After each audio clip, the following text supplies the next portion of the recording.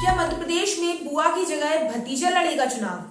नमस्कार, आप देख रहे हैं नो-फिकर न्यूज। मध्य प्रदेश की खेल मंत्री यशोधरा राजे सिंधिया ने इस बार का विधानसभा चुनाव न लड़ने की मंशा संगठन के सामने रखी है।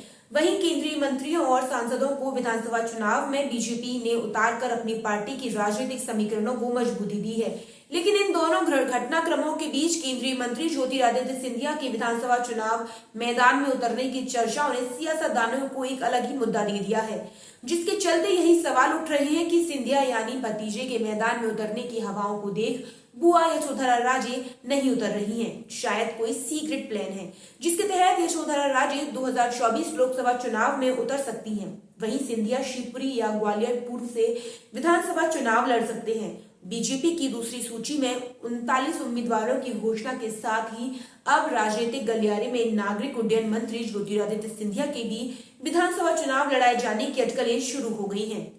इन अटकलों को लेकर सांसद विवेक सेजलवलकर का कहना है कि पार्टी के हर आदेश के लिए सभी तैयार हैं।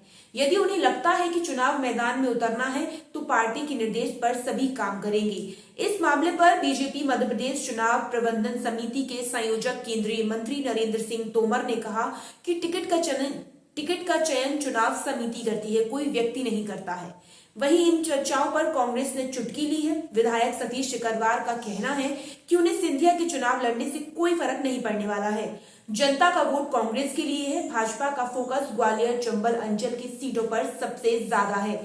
साल 2018 के विधानसभा चुनाव में कांग्रेस को यहां 34 में से 26 सीटों पर जीत मिली थी, जिसके दम पर कांग्रेस 15 साल बाद सत्ता में वापस आई थी। ऐसे में देखना होगा कि एमपी 2023 के साथ ही 2024 को लेकर क्या कोई सीक्रेट प्लान है, जिसके चलते ही भतीजे की विधानसभा चुनाव में उतरने की अटकलों के साथ बुआ ने चुनाव से दूरी बनाकर 2024 की प्लानिंग शुरू कर दी है। संवाददाता संतोष लोधी के साथ अंजलि योगी, नो-फिकर न्यूज।